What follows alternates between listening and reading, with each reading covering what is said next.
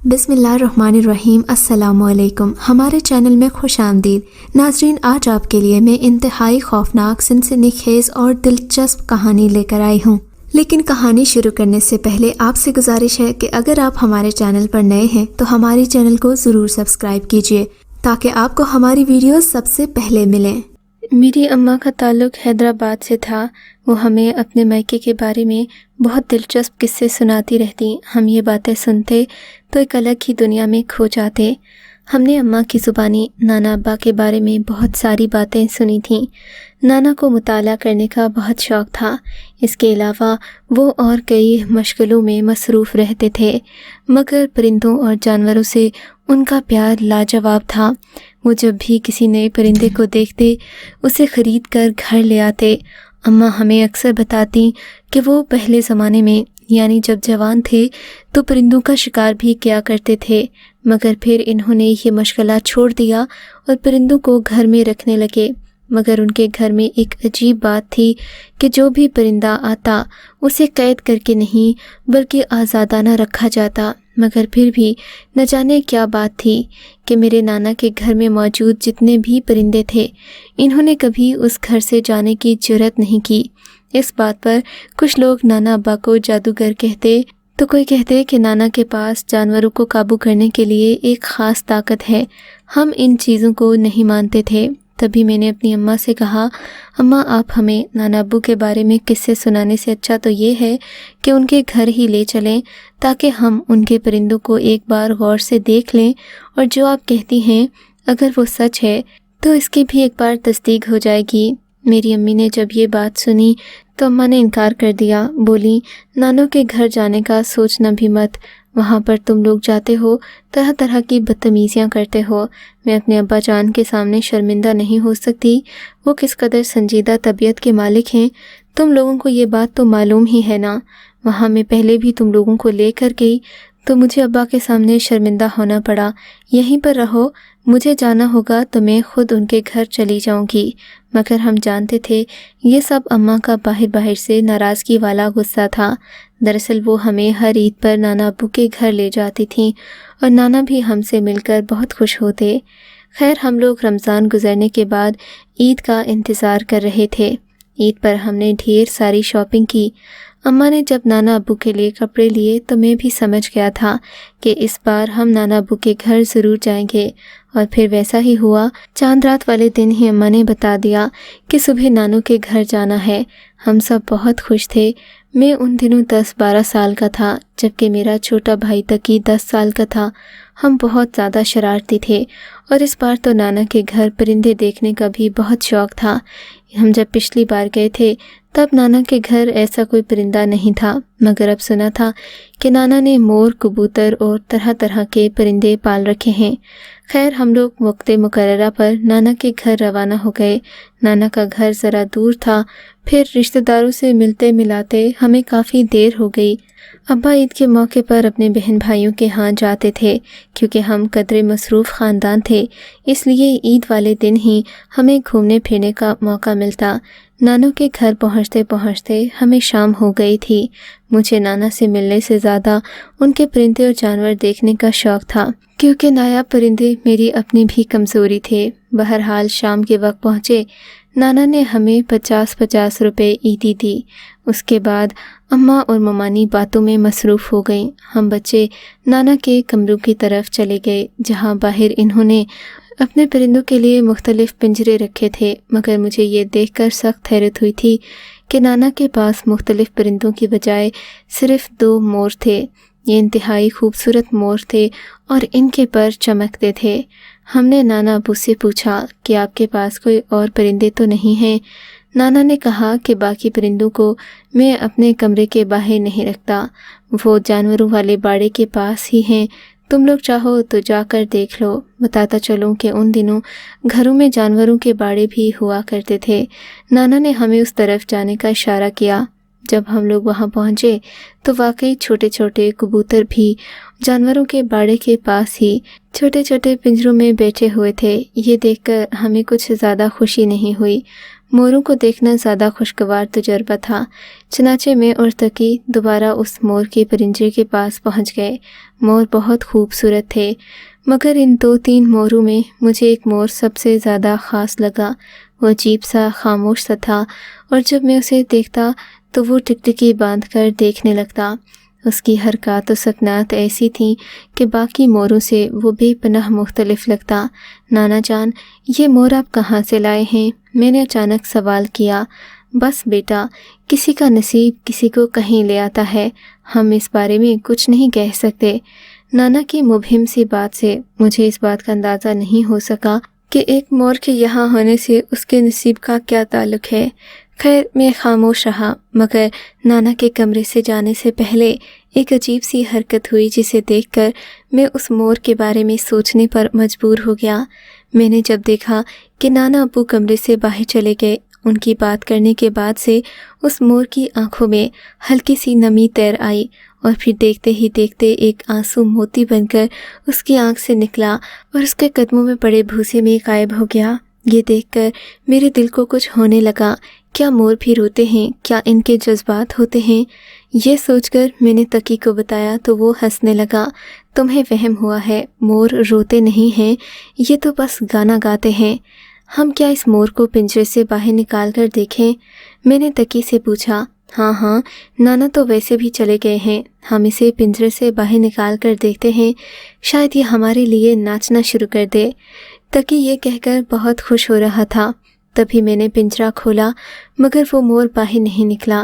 میں نے اسے خود اپنے ہاتھوں سے پکڑ کر باہر نکالا تو وہ مجبور سا ہو کر پنجرے سے باہر نکل آیا، اور پھر دیکھتے ہی دیکھتے اس نے ایک اڑان بھری اور کمرے سے باہر چلا گیا۔ میں اور تقی ایک دوسرے کو دیکھتے رہ گئے۔ ہم نے جلدی دوسرے موروں کو پنجرے میں بند کر دیا، اس سے پہلے کہ ہم اس مور کو پنجرے میں ڈھونڈتے۔ نانا ابو نے ہمیں نیچے آواز دے کر بلا لیا۔ ہم نانا ابو اور اماں کے پاس پہنچ گئے، جو آپس میں بیٹھے گپ شپ کر رہے تھے۔ نانا کے پاس بیٹھ کر ہم نے مختلف باتیں سیکھیں جو وہ ہمیشہ ہمیں عید کے دنوں میں نصیحت کیا کرتے تھے۔ وہ عید الفطر کی کہانی سناتے اور ہمیشہ ہمیں اچھے کاموں کی تلقین کرتے، مگر آج جو ہم سے ہو گیا تھا وہ تو ناقابل معافی جرم تھا۔ نانا کے کمرے سے مور کو نکال کر میں اور تقی بڑے مزے سے ان کے پہلو میں بیٹھے قصے کہانیاں سن رہے تھے۔ تھوڑی ہی دیر میں ابا جان بھی آ گئے۔ نانا ابو میرے والد سے ملنے میں مصروف ہو گئے، پھر سب لوگ مل کر مسجد چلے گئے۔ مغرب کی نماز کا وقت ہو رہا تھا۔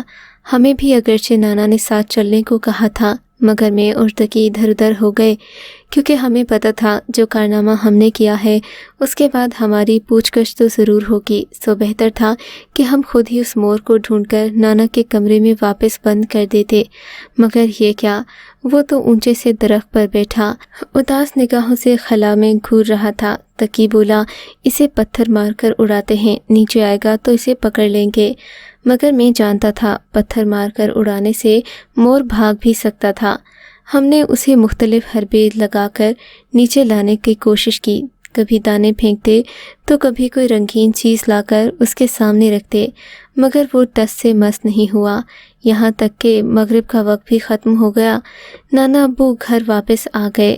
اب تو ابا جان نے ان کے ساتھ اور بات چیت شروع کر دی۔ ہمیں بھی اس موقع کو موقع غنیمت جانا، کیونکہ ایسے میں نانا ابو اپنے کمرے سے دور تھے اور فی الحال انہیں اپنے موروں کا کوئی خیال نہیں تھا۔ مجھے اب بھی ڈر لگ رہا تھا کہ نانا کو مور کے بارے میں پتہ چلے گا تو وہ نہ جانے کیا کہیں گے۔ اماں نے ہمیں پہلے ہی منع کر رکھا تھا کہ ایسی ویسی کوئی حرکت نہ کرنا کہ مجھے شرمندگی اٹھانا پڑے۔ بہرحال میں تقی کو بلانے کے لیے گیا۔ وہ دوسرے کمرے میں بے خبر سو رہا تھا۔ مجھے یہ دیکھ کر بہت غصہ آیا۔ رات کے وقت تو ہمیں اس مور کو نانا کے کمرے تک پہنچانا ہی تھا، ورنہ اگر وہ دیکھ لیتے اور مور ان کے کمرے میں نہ ملتا تو ان کا سارا شک ہم پر ہی جاتا۔ بہرحال تقی سو گیا تھا، میں اکیلا کیا کر سکتا تھا۔ میں بھی اس کے ساتھ لیٹا، پھر نہ جانے کب میری آنکھ لگی اور میں سو گیا۔ ہم لوگ کونے والے کمرے میں سوئے تھے۔ رات کا نہ جانے کون سا پہر تھا کہ تیز روشنی سے میری آنکھ کھل گئی۔ میں ہڑبڑا کر اٹھ بیٹھا۔ باہر سے تیز روشنی آ رہی تھی جو سفید اور سنہری رنگ کی تھی۔ روشنی دیکھ کر مجھے بہت حیرت ہوئی تھی۔ میں نے آس پاس کمرے میں نظر دوڑائی۔ कमरा साफ नज़र आ रहा था। हमारे साथ अब्बा जान भी लेटे हुए थे। मैंने चुपके से कदम दरवाजे से बाहर निकाले। रोशनी इस कदर ज़्यादा और तेज़ थी कि मुझे कमरे से बाहर निकलने में दुश्वारी महसूस नहीं हुई। हर तरफ हल्की सुनहरी रोशनी फैली हुई थी। मैं दबे कदमों सीढ़ियाँ चढ़ता ऊपर सहन में गया। ये देखकर मेरी आंखें मारे हैरत के चुंधिया गईं कि सामने एक इंतहाई खूबसूरत दोशीज़ा, जिसने सफ़ेद रंग के सुनहरी कपड़े पहने हुए थे, वो किसी मोर की तरह सहन के वस्त में नाच रही थी। उसके पाँव में घुंघरू बंधे थे और उसके चेहरे पर बेपनाह यासियत थी। मैं उसे देखकर एक लम्हे के लिए मसहूर होकर रह गया। वो बहुत खूबसूरती से नाच रही थी। उसके पाँव जैसे ज़मीन पर नहीं, किसी पानी की सतह पर चल रहे थे। वो किसी बतख की मानद पानी की लहरों पर इधर से उधर होती तो मंजर निहायत खूबसूरत हो जाता। मैं उसे शायद देखता ही रहता कि फिर मुझे ख्याल आया, तकी को तो इस बारे में कुछ पता ही नहीं। अगर सुबह मैं उसे ये बात बताऊंगा तो वो यकीनन मेरी बात पर यकीन नहीं करेगा। मैं जल्दी से दबे कदमों वापस कमरे में गया। तकी के मुंह पर हाथ रखकर उसे जगाया। कमरे में हल्की रोशनी थी। जब उसने मुझे देखा कि मैं उसे जगाने की कोशिश कर रहा हूँ तो खामोशी से उठ बैठा। पास अब्बा जान सो रहे थे। ये रात का शायद आखिरी पहर था। तकी की नींद भी पूरी हो चुकी थी। तकरीबन वो 7-8 बजे ही गहरी नींद सो गया था। हम लोग उठकर बाहर आए। तकी हैरानगी से पूछने लगा कि इतनी रोशनी कहाँ से आ रही है। मैंने उसे बताया कि ऊपर एक लड़की है जो बेपनाह खूबसूरत है और सहन के वस्त में नाच रही है। तकी मेरे साथ साथ आगे आया। हमने देखा वो लड़की अब भी वैसे ही नाच रही थी, मगर अब फ़र्क ये था कि उसके दोनों तरफ आदमी बैठे थे जिनकी रंगत काली और जसामत ऐसी थी कि किसी जानवर का गुमां होता। लड़की तो बेपनाह खूबसूरत थी। हम उसे जितना देखते शायद देखते ही रहते, मगर उन आदमियों को देखकर हमारे रोंगटे खड़े हो गए। वो आदमी इंसान कम और जानवर ज़्यादा लग रहे थे। उनके कान किसी भेड़िए से कम ना थे, जबकि नाक ऐसी थी कि किसी इंसान के चेहरे पर मैंने कभी ऐसी नाक नहीं देखी थी। उनकी आंखों से लाल सुर्ख रोशनी फूट रही थी। तकी तो जैसे ये मंजर देखकर बेहोश ही होने लगा था। ये लोग कौन हैं और कहाँ से आए? तकी मुझसे पूछने लगा और फिर उसने मेरा हाथ पकड़ लिया। हम वहाँ से जाने ही लगे थे कि एक आदमी की नज़र हम दोनों पर पड़ गई। ये वो लम्हा था जब मेरा दिल 120 की रफ्तार से धड़कने लगा। मैं इस कदर डरा हुआ, घबराया, परेशान था कि मैं आपको बता भी नहीं सकता।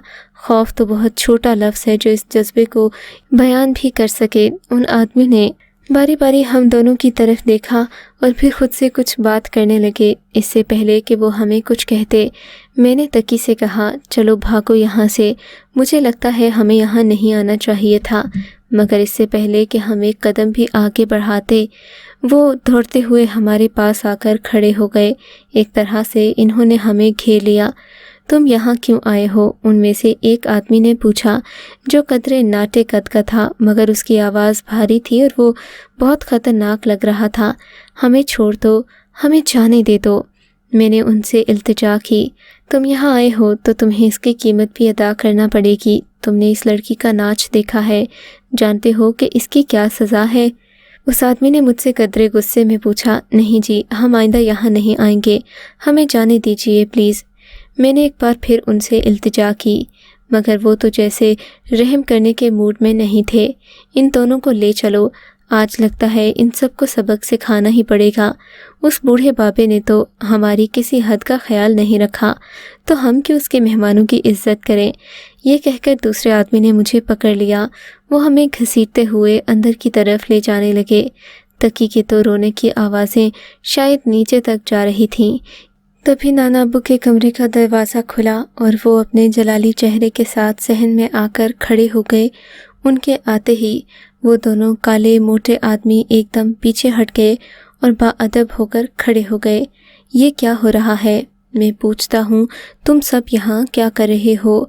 नाना ने हमारी तरफ देखे बगैर उन दो काले आदमियों और उस नाचने वाली औरत की तरफ इशारा करके कहा। वो सभी के सभी एक लम्हे के लिए खामोश होकर नाना जान को देखते रहे। اس کے بعد نانا ابو نے ہماری طرف دیکھا اور اشارے سے ہمیں نیچے جانے کا کہا۔ میں اور تقی تو نہ جانے کب سے کھڑے یہ سارا منظر اپنی آنکھوں سے دیکھ رہے تھے۔ ہم فوراً نیچے کی طرف بھاگے کیونکہ میں یہ سب کچھ دیکھ کر بہت حیران ہو گیا تھا۔ ہم تو اس بات پر بھی خدا کا شکر ادا کر رہے تھے کہ وقت پر نانا جان نے آ کر ہمیں بچا لیا، ورنہ نہ جانے یہ لوگ ہمارا کیا حشر کرتے۔ خیر تھوڑی ہی دیر کے بعد میں اور تقی کمرے میں لیٹے سو رہے تھے، مگر ہمیں نیند نہیں آ رہی تھی۔ ہم نے جو دیکھا تھا اس کے بعد ہماری حیرت کی انتہا نہ رہی تھی۔ ہم بھلا کیسے بآسانی پرسکون ہو کر سو سکتے تھے؟ خدا جانے کیسے صبح ہوئی۔ صبح کے وقت نانا ابو نے ہمیں اپنے پاس بلایا، پیار سے اپنے پاس بٹھا کر کہنے لگے، بیٹا میں نے تمہیں پہلے بھی سمجھایا تھا کہ ان موروں سے کبھی بھی کوئی ایسی بات مت کرنا جن سے ان کے دل کو تکلیف ہو۔ نانا جان کیا موروں کا بھی دل ہوتا ہے؟ تقی نے پوچھا تھا۔ بیٹے جب تم بڑے ہو جاؤ گے میں تمہیں ان موروں کے متعلق ساری حقیقت بتا دوں گا، مگر آئندہ کے لیے بس اتنا ہی کہ ان موروں کو پنجرے کے باہر سے تو دیکھ لینا، مگر ان کے پاس مت جانا، نہ ہی انہیں آزاد کرنے کی غلطی دوبارہ کرنا۔ اب جاؤ اپنی ماں سے کہو کہ نانی جان سے تم دونوں کو دم ڈلوا دے۔ میں اور تقی امی جان کے پاس آ گئے۔ انہیں ساری حقیقت پہلے ہی پتہ چل چکی تھی۔ انہوں نے ہماری خوب سرزنش کی اور کہنے لگیں، تم دونوں اس قابل ہی نہیں ہو کہ میں تمہیں یہاں لے کر آؤں۔ اگر اس وقت تمہاری حرکت سے کوئی نقصان ہو جاتا تو میں ابا جان کو کیا جواب دیتی؟ شرم نہیں آتی تم شیطانوں کو؟ اماں کی بات سن کر ہم دونوں ہی بہت شرمندہ تھے، مگر کیا کرتے؟ ہمیں تو اس بارے میں کچھ بھی معلوم نہیں تھا کہ ہماری معمولی سی غلطی سے اتنا بڑا منظرنامہ پیدا ہو جائے گا۔ وہ لڑکی جو ناچ رہی تھی وہ کون تھی؟ وہ آدمی کیا تھے؟ ہمیں ان سب باتوں پر بہت تجسس تھا، مگر اماں جان نے ہمیں کچھ نہیں بتایا۔ ہم لوگ اپنے گھر واپس آ گئے۔ دن گزرتے گئے، ہم اس واقعے کو بھی بھول گئے تھے، مگر جب بھی میں نانا کے گھر جاتا مجھے وہ واقعہ، وہ ناچنے والی لڑکی اور وہ مور، یہ سارے مناظر کسی فلم کی طرح میرے ذہن کے پردے پر چلنے لگتے۔ میں نے نانا جان کے گھر جانا شروع کیا تو مجھے اپنے بچپن کے واقعات بڑی تیزی سے یاد آنے لگے۔ اب میں تقریباً 18 سال کا ہو چکا تھا۔ میرے نانا بھی ضعیفی کی عمر کو پہنچ گئے تھے۔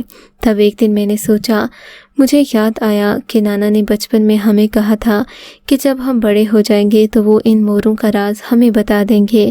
اب تو مجھ سے وہ ہر بات کہہ سکتے ہیں۔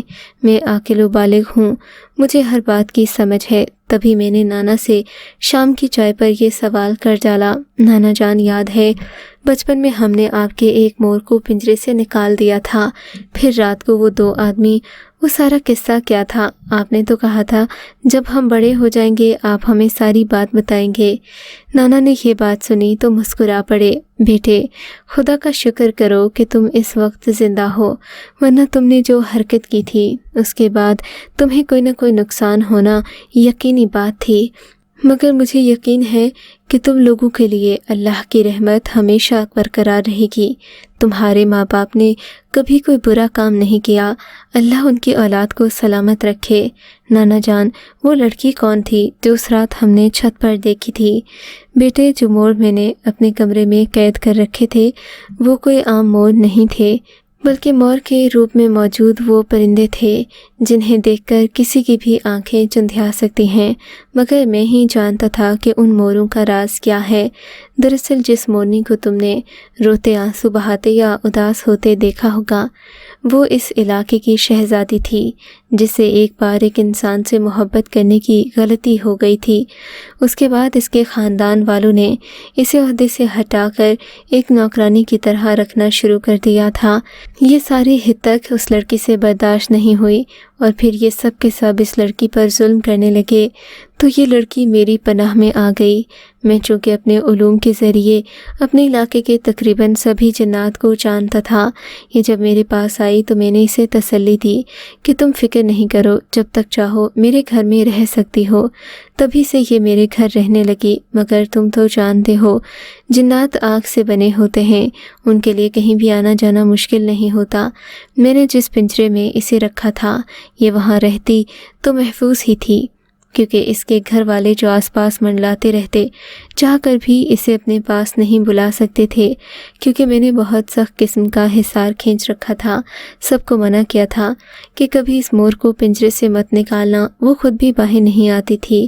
وہ ایک مورنی کے روپ میں میرے کمرے میں موجود تھی، مگر تم لوگوں نے اسے اپنے ہاتھوں سے پنجرے سے باہر نکال دیا۔ پرندے کے روپ میں وہ مزاحمت بھی نہیں کر سکی، اور یوں اس کے گھر والے اسے دوسری طرف لے گئے۔ رات کے وقت انہوں نے بالکل پہلے کی طرح ایک محفل منعقد کی، جہاں پہلے ان کی کنیزیں رقص کیا کرتی تھیں، اب انہوں نے شہزادی کو نچایا۔ تب شہزادی کی آنکھوں سے آنسو نکلنا شروع ہو گئے، کیونکہ اس کا مرتبہ اتنا گر چکا تھا کہ وہ ایک کنیز سے بھی کم درجہ سمجھی جاتی۔ بس اسی بات پر دل برداشتہ ہو کر وہ شاید اپنی جان ہی لے لیتی کہ عین وقت پر میں آ گیا، کیونکہ ان خبیثوں نے تم لوگوں کو پکڑ کر اپنی دنیا میں لے جانے کی سازش کی تھی، مگر اللہ کا شکر کہ وہ ایسا کر نہیں سکے۔ نانا جان نے اپنی بات ختم کی تو میں حیرت سے انہیں دیکھنے لگا۔ سمجھ نہ آئی کہ نانا کی بات پر یقین کروں یا نہ کروں، لیکن بات کچھ ایسی تھی کہ مجھے یقین کرنا ہی پڑا، شاید اس لیے کہ میں اپنی آنکھوں سے یہ سارا منظر پہلے ہی دیکھ چکا تھا۔